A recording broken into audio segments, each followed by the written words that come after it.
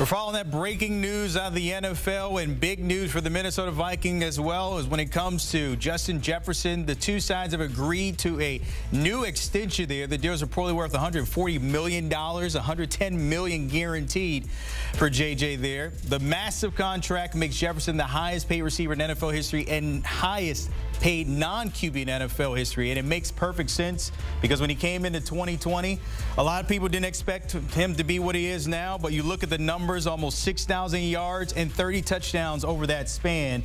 But taking a look at it when it comes to the money, he is leading all the wide receivers heading into 2024, but rightfully so because you have an argument where he is wide receiver one the past couple of seasons. Join us now, Pete Prisco and Charles Davis. And Pete, I'll start with you. The reaction one to the money and the contract here for Justin Jefferson.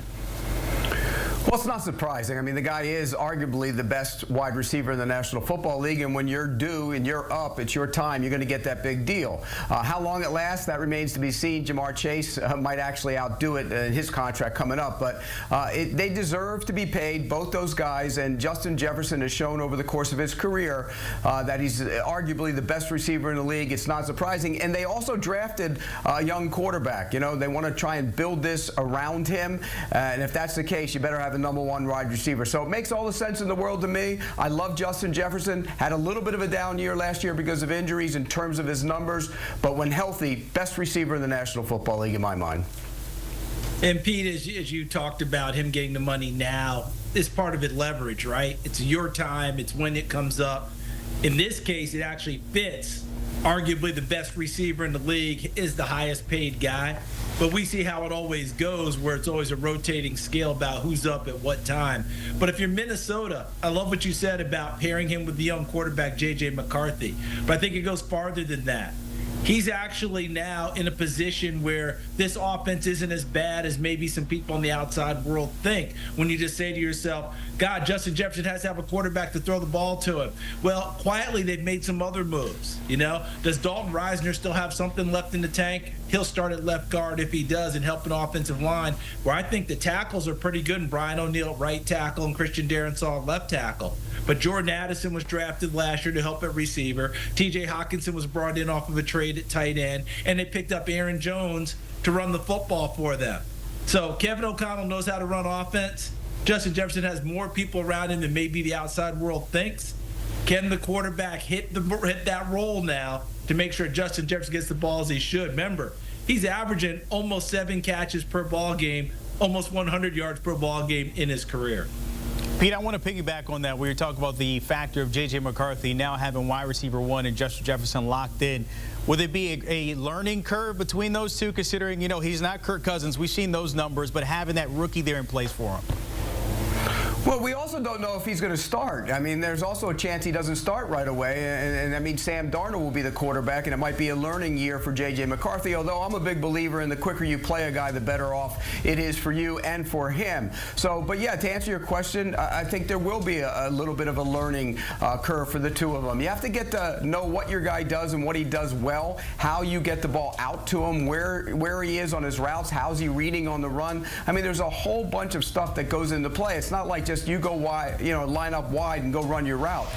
So from that standpoint, there will be a learning transition for the two of them. They have to get used to each other. But this is a long-term play in my mind. I mean, you have to have that number one wide receiver for your quarterback. And, you know, it used to be, oh, you don't pay those wide receivers. Well, I think that switched in a big way when that's become the fifth most important spot in my mind on the football field, with the quarterback 1, the guy who knocks the quarterback down 2, the guy who protects the quarterback 3, and the guy who knocks the quarterback's passes down the corner, number 4. Number 5 is the big play wide receiver now, and I think you're seeing them get paid that way. You're seeing them get drafted in big-time numbers as well.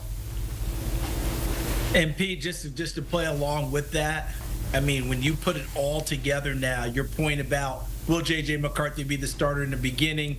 You know, you've opined, hey, the quicker a guy plays, the better. I tend to agree with you. I think the idea that J.J. McCarthy doesn't start very quickly after the season begins is almost folly because of what we've seen over time.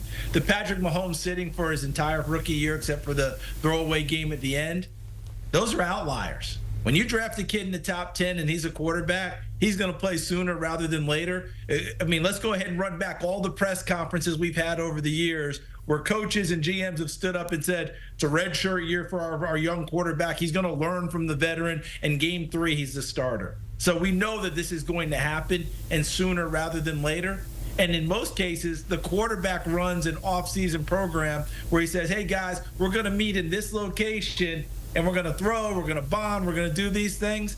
If I'm J.J. McCarthy, I'm calling Justin Jefferson and asking him where he wants us to have the location, not the place where I'm going to pick. I'm going to him. Tell me where you want to do this, and everyone else come along, and we'll have our throwing session, our fun session. But Pete is right. Get them going together. But by the way, it is a long-term play. But the sooner, the better, because Detroit and Green Bay are pretty good in their division. Sooner the better. That is what other receivers are probably saying after seeing this money here, CD. When you talk about Justin Jefferson, you still got CeeDee Lamb out there. The Bengals have 2 in Jamar Chase and T. Higgins. Brandon Ayuk in San Francisco. In your eyes, I want to put you in that front office. Who's next? Well, Pete mentioned Jamar Chase, and look, Jamar Chase hit like a bomb. And what we're seeing now is, remember that age-old conversation about, do I protect the quarterback with an offensive lineman to keep him upright, or do I give him the weapon out wide to score touchdowns, and that's how we get better? Jamar Chase was, Exhibit A a few seasons ago when it was him or Penei Sewell. Cincinnati chose him. Ended up in a Super Bowl. I think a lot of people are choosing that. The Tennessee Titans' new head coach, Brian Callahan, was there. He talked about it this week in a press conference. You got to have weapons to be able to score touchdowns. We'll work on the rest of it. Pete, you saw where Chris Forster, the O-line coach and pseudo coordinator out there, talked about, I'll work on the offensive line. Go get the weapons. That's where we are in this game. So I think Chase is up there. All of them are happy about it. I just wonder if all of them are going to hit this number and how hardball some of these teams might play. Remember, Lamar Jackson went after that big number, right, at quarterback. That was too much of an outlier, chasing Deshaun Watson's. Is this number too much of an outlier? I don't know if it is or not. All of them are going to chase it, though, and all those receivers got to be ecstatic seeing that number roll off today. And we have to add another guy to that list, because you already hear rumblings that he's squawking about his contract, and that's Tyreek Hill. I mean, Tyreek Hill is another guy to keep an eye on in terms of if the Dolphins give him a new deal and tear it up, and he'll squawk about a new deal as well.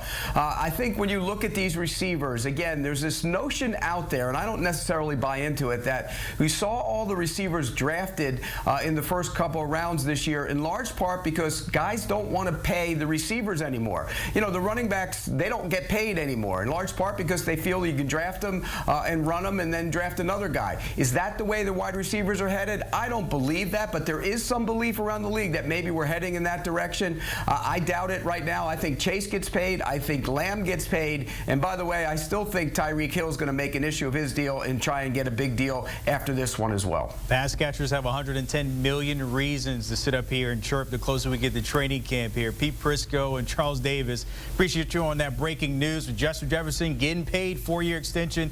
Taking a look at that money. Speaking of that, $110 million. Business has been booming when it comes to catching the football in the NFL. A.J. Brown was one of those. Amon-Ra St. Brown, we saw what he did with the Lions, getting them closer to maybe a Super Bowl, but falling a little short. Jalen Waddle last week, and you heard Pete Prisco there mentioning Tyreek Hill might also want a new deal, seeing all these guys getting paid. Keep it here on HQ. We'll have all the news. Again, Justin Jefferson securing the bag.